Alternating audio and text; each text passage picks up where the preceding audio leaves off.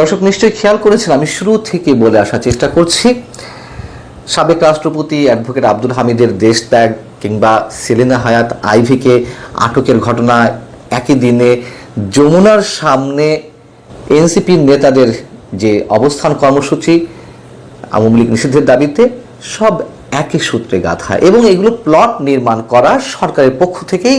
এটি সহজেই আমরা অনুমান করতে পারি। তার একটা সহজ উদাহরণ দিই। যেখানে পুলিশের ব্যারিকেড ভেঙে সব ধরনের সভা সমাবেশ প্রধান উপদেষ্টার বাসভবনের সামনে করা নিষেধ এমন নির্দেশনা থাকা সত্ত্বেও পুলিশের ব্যারিকেড ভেঙে জাতীয় নাগরিক কমিটির নেতারা কর্মীরা সেখানে অবস্থান নেয়, অতিরিক্ত পুলিশ মোতায়েন করা হয়, সেনা সদস্য মোতায়েন করা হয়, কঠোর নিরাপত্তা ব্যবস্থা জোরদার করা হয়। সেখানে আবার তাদেরকে প্রচণ্ড গরমের মধ্যে যেন কষ্ট না হয় পানি ছিটানো হয়। কোত্থেকে পানি ছিটানো হয়? ঢাকা সিটি কর্পোরেশনের যে স্প্রে ক্যানন মেশিনগুলো আছে সেখান থেকে পানি ছিটানো হয়। এগুলোর করার কি দরকার আছে? এসব নাটকের প্লট নির্মাণের তো দরকার নেই। এবং শুক্রবার যখন প্রচণ্ড দাবদাহ গরমে যখন নেতাকর্মীরা যারা অবস্থান নিয়েছিলেন তারা অতিষ্ঠ হয়ে উঠলেন, তখন সিটি কর্পোরেশন থেকে সরকারের গিফট হিসেবে তাদেরকে পানি ছিটানোর ব্যবস্থা করা হলো, ঠান্ডা পানি। এবং তারপরে অনেকে অসুস্থ হয়ে যাওয়ার মতো অবস্থা ছিল, তারা বেশ স্বস্তি পেল। আন্দোলনকারীদের সাথে এমনই যোগাযোগ সরকারের। এর আগে আমরা দেখেছি যে গত 8 ফেব্রুয়ারি বঙ্গবন্ধুর 32 নম্বরের ঐতিহাসিক বাড়িটি যখন বুলডোজার দিয়ে গুড়িয়ে দেওয়া হলো, তখন বুলডোজারটি কোত্থেকে এসেছিল? বুলডোজারটি ঠিক নয়, বুলডোজারগুলো সেগুলো তো সিটি কর্পোরেশন ছিল। সরকার এদিকে বলছিল যে না না, এগুলো আমরা করিনি। যখন মানুষ প্রশ্ন করা শুরু করলো যে মব সৃষ্টি করে এইভাবে একটা ঐতিহাসিক স্থাপনা ভাঙা হলো, এরকম উন্মাদনা তৈরি করা হলো, আর সরকার নির্বাক চুপচাপ রইল, আইন শৃঙ্খলা রক্ষাকারী বাহিনীর সদস্যরা এতটুকু ঠেকালো না, বাধা সৃষ্টি করলো না। বাধা সৃষ্টি করবে কি? সরকারের নির্দেশে সিটি কর্পোরেশনের গাড়িগুলো বা বুলডোজারগুলো এসেছিল বঙ্গবন্ধুর বাড়ি ভাঙতে। আমরা এর সাথে আর একটা বিষয়ের খুব মিল খুঁজে পাই। গণজাগরণ মঞ্চে যখন স্বতঃস্ফূর্তভাবে সৃষ্টি হয়েছিল কাদের মোল্লা বিচারের দাবিতে, ফাঁসির দাবিতে, সরকার এটিকে ব্যবহার করেছিল, আওয়ামী লীগ সরকার। মনে আছে নিশ্চয়ই, প্রতিদিন হাজারে হাজারে প্যাকেট বিরিয়ানি যেত সেখানে।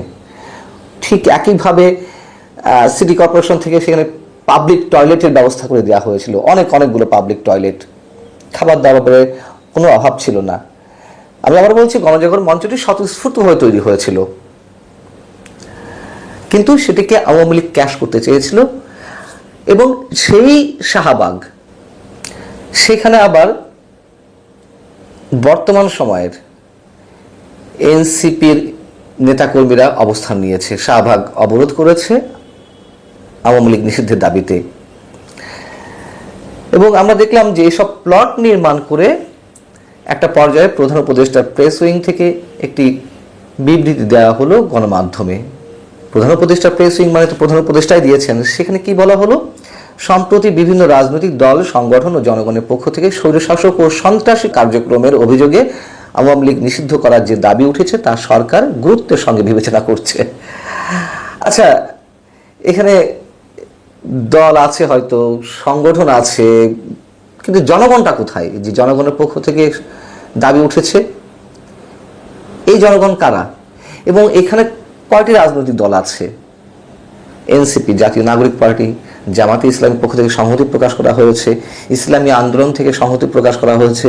এই তো এখনো পর্যন্ত আর তো তেমন কেউ যায়নি। আবার গণ অধিকার পরিষদ দেখলাম যে আলাদা জায়গায় তারা আবার দাবি জানাচ্ছে। কিন্তু আসল দলগুলো কোথায়?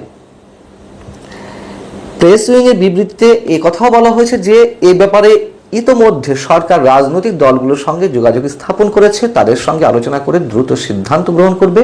এক্ষেত্রে আওয়ামী লীগের নেতা ও সমর্থকদের সন্ত্রাসী কার্যক্রমের বিষয়ে জাতিসংঘের প্রতিবেদন সরকার বিবেচনায় রাখছে। সে পর্যন্ত সবাইকে ধৈর্য ধারণ করার আহ্বান জানাচ্ছে। বেশ ভালো কথা।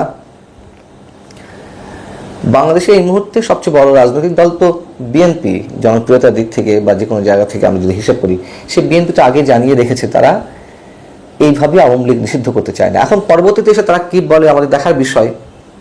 জামাতে ইসলামীর কত শতাংশ মানুষের প্রতিনিধিত্ব করে, এনসিপি জাতীয় নাগরিক পার্টি কত শতাংশ মানুষের প্রতিনিধিত্ব করে, কিংবা গণ অধিকার পরিষদ বা ইসলামী আন্দোলন, সব মিলিয়ে হিসাব করলে তো 10% হবে না, 7-8-10% খুব বেশি হলে। সেখানে জনগণের দোহাই দেওয়া হচ্ছে। আর জাতিসংঘের প্রতিবেদনের কথা বলা হলো, জাতিসংঘের প্রতিবেদন সম্পর্কে এর আগেও অনেকবার আলোচনা করা হয়েছে, কতটা অস্বচ্ছ, কতটা প্রভাবিত রিপোর্ট, সেখানে কত মানুষ নিহত হয়েছে, তারা বলেছে আরও তদন্তের দরকার ফৌজদারি অপরাধ হিসেবে, নিজেরাই বলেছে। আবার 15ই আগস্ট পর্যন্ত, 2024 15ই আগস্ট পর্যন্ত যেখানে তারা তদন্ত করেছে, 1400 মানুষ, প্রায় মানে কম বেশি 1400 মানুষ নিহত হওয়ার কথা বলেছে। কিন্তু দুটি পর্ব তো 5 আগস্টের আগে আর পরে কখন কত মানুষ নিহত হয়েছেন সে কথা তো তারা বলেনি। সো এটা সবচেয়ে বড় তাদের কাছে, মানে সরকারের কাছে এটি বিবেচনার মতো বিষয়, সেটি তারা বলতেই পারে। বিষয়টা হচ্ছে কি, আমার মনে হয় এত আয়োজনের দরকার নেই। এমনিতেই তো আওয়ামী লীগ নিষিদ্ধ অবস্থায় আছে ভার্বালি, তাদের কোনো ধরনের কোনো কার্যক্রমে অংশগ্রহণ করতে দেওয়া হচ্ছে না, বা তাদের নেতাকর্মীদের নামতে দেওয়া হচ্ছে না। তো এখন নিষিদ্ধ করলেও বা সমস্যা কি? কোনো সমস্যা নেই তো। কি হবে, তারা আন্ডারগ্রাউন্ডে চলে যাবে। সরকারের জন্য হয়তো একটু সহজ হবে বিষয়টি। কেন, এখন যেমন যারা আওয়ামী লীগের বিভিন্ন কর্মসূচিতে অংশ নিচ্ছে, মিছিলে বা অন্য কোনো কিছুতে, সরকার তাদেরকে আটক করছে গণহারে। আটক করলে আমাদের মতো কিছু মানুষ তারা হৈ হৈ করছে যে কেন আইন বিরুদ্ধ কাজ করা হচ্ছে, আওয়ামী লীগকে তো এখনো নিষিদ্ধ করা হয়নি। তো সরকার তখন বলবে যে আমরা তো নিয়মতান্ত্রিক উপায়ে তাদেরকে আটক করছি। কিন্তু কি হবে, আওয়ামী লীগ এখন নাই ঝটিকা মিছিল বের করছে, গোপনে গোপনে মুখে মাস্ক পরে রাতের অন্ধকারে বা ভোরবেলায়, বা যখন এলাকা প্রায় জনশূন্য থাকে, তখন কি হবে? তখন তো আওয়ামী লীগ ঠিক একই কাজগুলো করবে, সংঘর্ষ আরো বেড়ে যাবে। এখন যেমন সবকিছুর জন্য আওয়ামী লীগকে দায়ী করা হয়, তখন আওয়ামী লীগ ভাববে যে এমনিতেই তো দায়ী করা হয়, অতএব আমরা সংঘর্ষের পথ বেছে নিই। এটা নিয়ে কি হবে? আলটিমেটলি দেশের যারা সাধারণ মানুষ, তাদের মধ্যেই তো আতঙ্ক সৃষ্টি হবে, তারাই ক্রস ফায়ারে পড়বে, তারাই বিভিন্ন ধরনের দুর্ঘটনার শিকার হবে দুপক্ষের সাংঘর্ষিক অবস্থানের কারণে। এর আগেও তো আওয়ামী লীগ নিষিদ্ধ করা হয়েছে, তাই না? জামাত ইসলামী নিষিদ্ধ করা হয়েছে 3-3 বার। তাতে কি জামাত ইসলামী রাজনীতি একেবারে শেষ হয়ে গেছে? আওয়ামী লীগকে নিষিদ্ধ করেছিল ইয়াহিয়া 1970-এ। কি হয়েছে? সেই আওয়ামী লীগের নেতৃত্বেই তো এই দেশে সবচেয়ে যে বড় অর্জন, বাংলাদেশের 1000 বছরের শ্রেষ্ঠ অর্জন, মুক্তিযুদ্ধ সংগঠিত হয়েছে। আওয়ামী লীগ নিষিদ্ধ করলে নির্মূল হয়ে যাবে, এটা কোনো মানুষ চিন্তা করে, কেউ ভাবনায় আনে? বিএনপিকে নির্মূল করা যাবে কোনোভাবে? তো বলছে ঠিক আছে, এত আয়োজনের দরকার নেই, এই ছেলেপেলেরা যে কষ্ট করছে রোদে বা ঘেমে ঘুমে ক্লান্ত হয়ে পড়ছে, দরকার নেই কষ্ট দেওয়ার, এত প্লট নির্মাণ করা দরকার নেই। সরকার নির্বাহী আদেশে আওয়ামী লীগকে যে কোনো উপমায়, যে কোনো বিশেষণে বিশেষায়িত করে এটি নিষিদ্ধ করতে পারে। আল্লাহ হাফেজ, ভালো থাকুন সবাই।